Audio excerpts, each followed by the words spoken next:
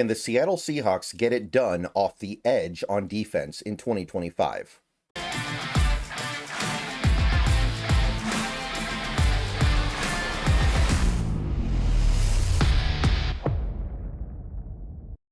All right, everybody. Good morning. Happy Thursday. Hope you guys are doing well today. We've got more stuff to talk about. We've got more predictions to make. We're getting back to our little prediction series. Might remember a couple days ago, we left off with the defensive line, the interior down linemen, which is Big Cat, Byron Murphy, etc., etc. So now we're going to do the rest of the defensive line. Although in a 3-4, I don't really consider it to be the defensive line. Some people do. Regardless, it's the next group we got to take a look at. Today we are doing the edge rushers. These are the guys who play on the outside. These are the guys who occasionally put their hand in the dirt. Occasionally they play standing up. Just kind of depends on the play, depends on the situation. And their main goal is to get to the quarterback. Their main goal is to beat tackles, sometimes tight ends, sometimes running backs, and fight their way to the quarterback to get pressure. And they also play the run, of course, but generally speaking, edge rushing is associated with quarterback pressure. So this one is tricky. This is interesting because the Seattle Seahawks have a very promising group of edge rushers, in my opinion. This is a very potential-laden group. These guys could do a lot of damage in 2025, but there is no one sure thing stud in this group right now. You have 4 guys that all have the potential to be very good, maybe even great.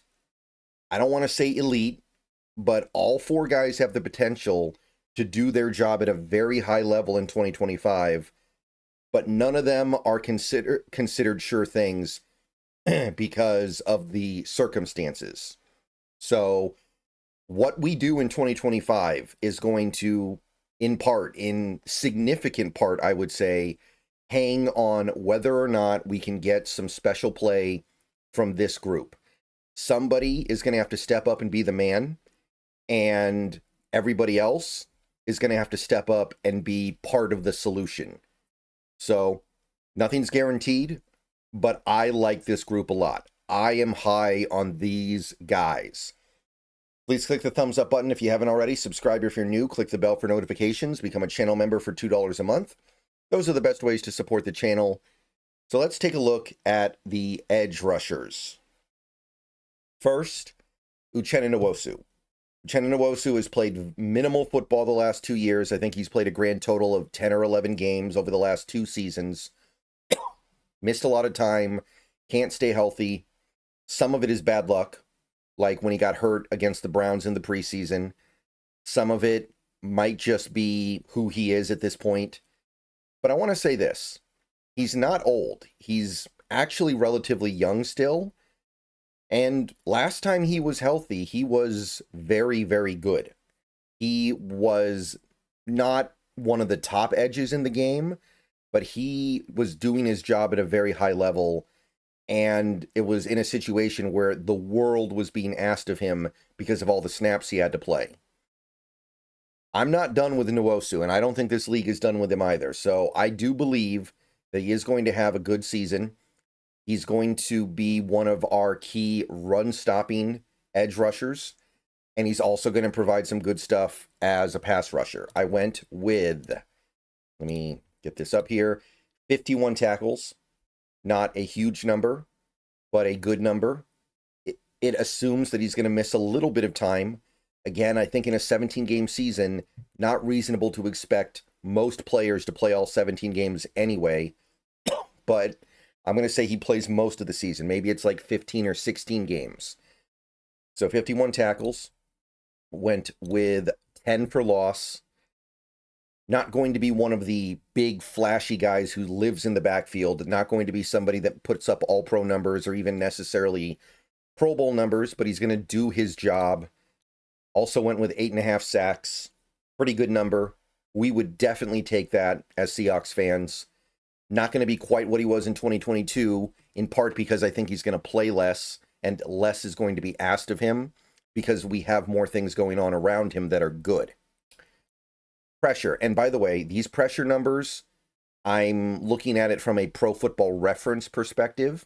So these numbers are not going to be huge because, quite frankly, PFR asks a lot of a player to get a pressure. So understand that. 25. 25. If he can get 25 pressures this season, that I would consider that to be a bounce back, and he would be very close to the form that he was in 2022. And that's all we really need from him, in my view. We don't need him to be a top-end pass rusher. We just need him to provide about what I've outlined here, which is half a sack every game on average, a sack every 2 games, however you want to qualify it, and consistent play against the run. But this does require someone else.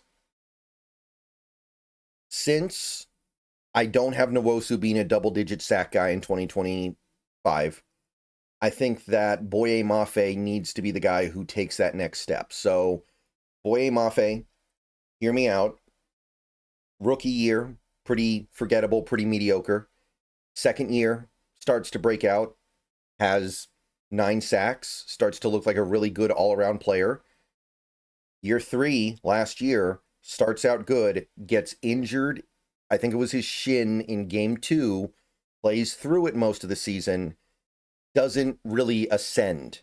So, from my perspective, Boye Mafe may have had his big breakout year interrupted by that shin injury. So, I'm going to say, and I believe this has been my guy for a while. I'm a big Boye Mafe fan.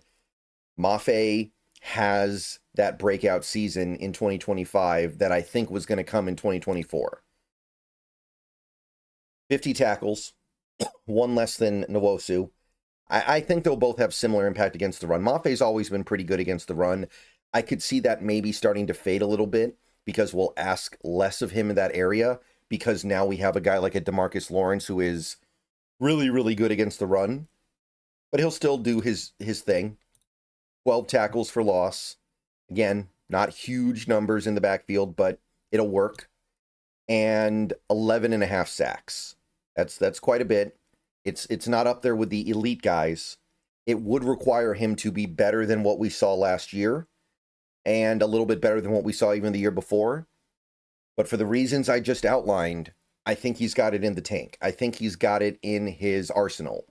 I believe there is one more bump up Mafe can take to become not one of the best edge rushers in the game at rushing the passer, but maybe that next tier or maybe at the very top of the next tier.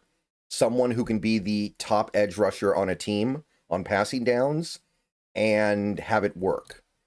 And pressure count, I went with 31. Again, I think last year he was going to put up numbers like this, especially because Nwosu missed most of the season, and he got unlucky.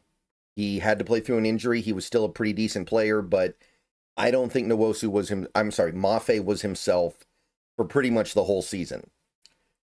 And that is your big breakout guy. That is the guy who really takes off here and becomes maybe not your best edge rusher overall, but he becomes your top pass rusher off the edge.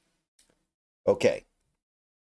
Next up, we've got the 2 guys that I imagine are going to take a slightly reduced role compared to the first 2 for 2 very different reasons in the case of these 2 players.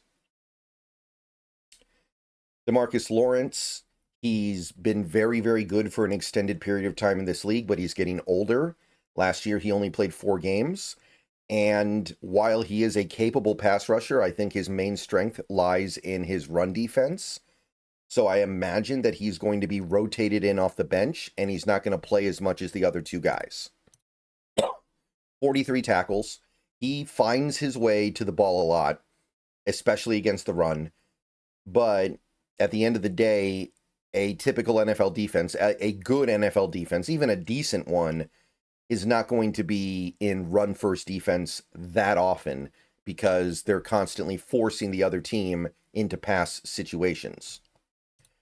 Tackles for loss, I went with 7. I'm not going to be asking the world of DeMarcus Lawrence. I don't think we need to. I think 7 tackles for loss would be totally fine, and 6 sacks. And honestly, that might be a little bit high. I almost went 5 here. The thing is, DeMarcus Lawrence, before last year, was consistently playing pretty much every game. And if a player like a DeMarcus Lawrence playing on this defense that I expect to be really good in 2025 is able to take the field consistently, even if it's only like 25 to 30 snaps a game, I think he's going to get to 6 sacks. I just do. And then pressure count is 23. I think there will be a decent number of pressures. He's always been kind of a guy who will get a good pressure rate, but not necessarily a really high sack rate. I imagine that persists, but these are good, respectable numbers. They're a big improvement over the kind of things we typically saw from Draymond Jones last year, who he is basically replacing. And I think that's good. And then we got one more guy here, Derek Hall. Really tough one to figure out. There's something that he can do on this team. There's definitely something that Derek Hall has to offer to the Seattle Seahawks. But I don't know if it's going to be much more than one-dimensional getting after the quarterback. I don't know if Derek Hall is ever going to be very good against the run. I think that it exists as a possibility, though. This is not a Darrell Taylor thing. Darrell Taylor, I just don't think he has the capability of ever being good against the run. Derek Hall, I think he can get better, but right now it's pretty bad. And for the moment, that makes things a little bit difficult here because of how crowded things are ahead of him. I imagine that you're going to see a lot of Nwosu and Lawrence on more rundowns and Mafe and Hall on passing downs, but it's not like Nwosu is a bad pass rusher. So unless Hall makes improvements, he may end up kind of being the odd man out as the guy who doesn't play a ton. There were definitely games last year where he was kind of getting the short end. But there remains potential for him to make improvements. He's still young, still inexperienced. 34 tackles. I don't think a high tackle count is part of his game right now. I'm not convinced he's going to make big strides in improving that part of his game. 7 tackles for loss and 9 sacks. So I do think he will put up those pass rush numbers. It's kind of like those seasons where Darrell Taylor would put up big sack numbers despite not being a great player. I imagine that in this defense that I expect to be very good, that will force a lot of passing downs, he will put up sacks. It would be hard for him not to. I think there's too much pass rush talent there. I don't know if that makes him a great player. There are plenty of players out there that put up nice sack numbers, like 9 in a season, and are still not great players because of their other shortcomings. Pressures, 30, maybe a little bit high. But I think Derek Hall gets after the quarterback. I do. As much as he was a limited player last year, and as much as it was his first season making meaningful NFL contributions, he got to the quarterback a lot. And it would be odd if he didn't get better. Like, players are supposed to get better at that age when they get a year older. All right, that gets us to our totals. 178 total tackles. That's 10.5 a game. 36 for loss. Just more than 2 a game, and 35 sacks, which is, 35 sacks, which is, oh, and by the way, I just realized, I think I fudged this number a little bit. This should actually be 10, because tackles for loss are sacks, so you can't really have more sacks than tackles for loss. It's almost impossible. You can have a sack for 0 yards lost, and then technically it can, but it's very hard. So that's just a typographical error on my part. But 35 sacks, about 2 a game, and the total pressure count gets to 109.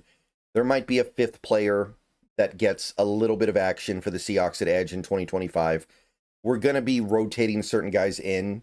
Like Leonard Williams will probably get a couple snaps at edge this year. Nick Emenwari will probably get a few snaps at edge this year.